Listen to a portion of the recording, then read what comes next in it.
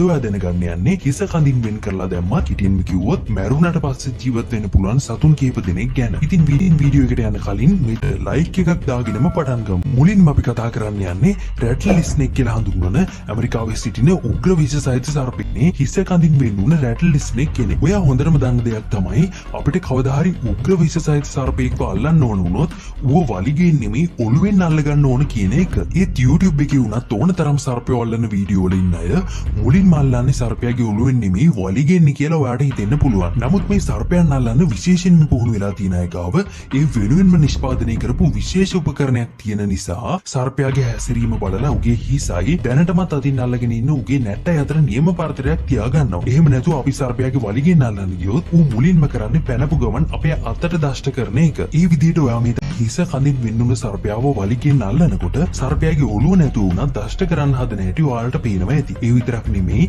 සර්පයාගේ හිස කොටසත් මේ විදිහට චලනය වෙනවා. මේකට බලපාන විද්‍යාත්මක පසුබිම ගැන කතා කළොත් මේ සර්පයන්ගේ මොළයට උන්ට කලින් ලැබුණු සිග්නල් එකක් උනත් පැය ගානකට පස්සේ උනත් ක්‍රියාත්මක කරවන්න පුළුවන්. ඒ කියන්නේ හිස කඳින් වෙන් වෙන්න කලින් ආවට දෂ්ට කරන්න ඕනේ කියලා මොළෙන් ලැබුණු සිග්නල් එක පැය කිහිපයක් යනකම් උගේ ශරීරයේ තියෙන නිසා හිස නැතුව කඳ කොටසත් කඳ නැතුව සර්පයාගේ හිස කොටසත් වෙන වෙනම චලනය වෙන එක තමයි වෙන්නේ. ඉතින් නෝ මීට කලින් මේ වගේ දෙයක් දැනගෙන හිටියේ නැහැ නේද? හොඳයි ඊළඟ සතා ගැන කතා කරන්න කලින් ඔයා අපේ channel එකට අලුත් කෙනෙක් නම් මම තත්පර 5ක් දෙන්නම්. ටග් ගාලා පහලින් තියෙන රතු පාට subscribe button එක click කරලා notification on කරගන්න. ඊට අපි කතා කරන්න යන්නේ සමහර ගෙවල් වලත් ඇති කරන කුකුල්ලු ගැන.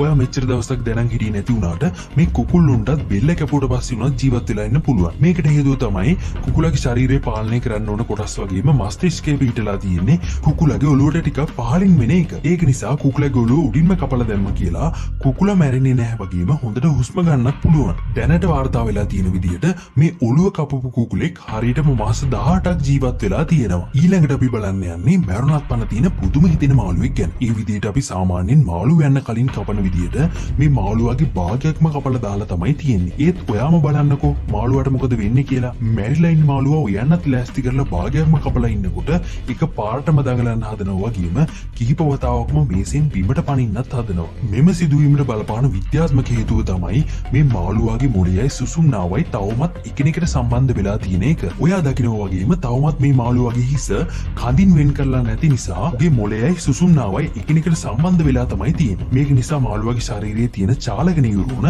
එක පාරටම ක්‍රියාත්මක වෙලා තමයි මේ විදිහට පණ පිටින් වගේ ගැහෙන්න පටන් ගන්න. ඉතින් මෙච්චර වටින දේවල් ඔයාලට කියලා දෙන අපි මේ වීඩියෝ එකට ලයික් එකක් දාලම ඊළඟ වීඩියෝ එක බලන්න යමු. ඊළඟට අපි කතා කරන්න යන්නේ දැල්ලන් ගැන. යාළුවනේ මේ දැල්ලන්ව පණ පිටින් ඉන්නකොටම ඔළුව කපලා දාලා එහෙම් පිටින්ම කන එක ජපානයේ ගොඩක් ජනප්‍රිය කෑමක්. ඒ විතරක් නෙමෙයි චීනේදී නම් මේ දැල්ලන්ගේ ඔළුව තියෙද්දිම පණ පිටින්ම මුව කාලා දානවා. ජපානයේදී මේ විදිහට දැල්ලෙක් වාරගෙන උගේ හිස කඳින් වෙන් කරලා දාලා ඒකට උඩින් සෝයා සෝස් දාලා තමයි කන්න පටන් ගන්නෙ. ඒත් සෝයා සෝස් දාපු ගමන්ම දැල්ලගේ අඬු ඔක්කොම ක්‍රියාත්මක වෙලා චලනය වෙන්න ගන්නවා. ඒ විදිහට පණ පිටින් වගේ දඟලන මේ දැල්ලව එහෙම් පිටින්ම කටේ දාගෙන කන එක තමයි ජපානයේ සිරිත. ඒත් මේ සතා මැරිලා ඉන්නවා වගේම ඔළුවත් නැතුව මේ විදිහට දඟලන්නේ කොහොමද කියලා බැලුවොත් මේ සිදුවීමට බලපාන රහස තියෙන්නේ සෝයා සෝස් වල. මේ වෙනකොටත් මේ සතා මැරිලා ඉන්නවා වුණත් මේ සෝයා සෝස් වල තියෙන සෝඩියම් උගේ අඬුවල තැවරුණු ගමන් ස්නායු තන්තු උත්තේජනය වෙලා මෙන්න මේ විදිහට දඟලන්න ගන්නවා. දැන් ඉතින් මේ දැල්ලගේ අඬු සෙල වෙන්න ඇත්තටම බලපාන හේතුව ගැන දන්නවා වුණත් මේ සතා මැරිලා ඉන්නේ කියලා දන්නවා වුණත් සෝයා සෝස් දාලා දඟලන ගමන් ඉන්න මේ සතාව කනවද නැද්ද කියලා කමෙන්ට් එකක් දාලා කියන්න. දැන් අපි කතා කරන්න යන්නේ ඔයා පොඩි කාලේදීවත් කිසිම දවසක අහලා නැති මල්වල පරාගනයට ගොඩක් වැදගත් සේවයක් කරන මීමැස්සෝ ගැන.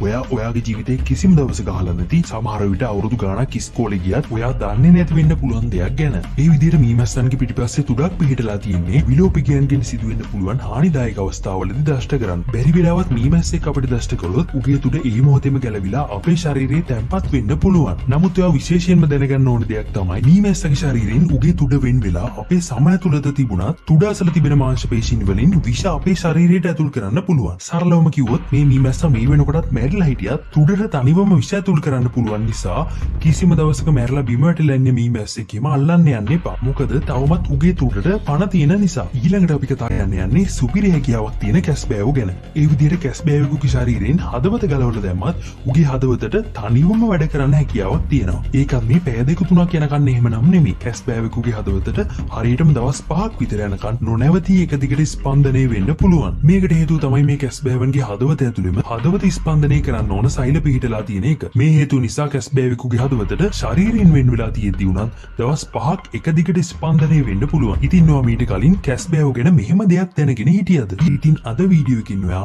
දැනුම ගොඩාක් එකතු කරගන්න ඇති කියලා මම හිතනවා. මෙච්චර වටින වීඩියෝ වලට හැමදාම අරගෙන ඉන්න channel එක ඔයා තාම subscribe කරලා නැත්නම් මේ දැන්ම subscribe කරන්න.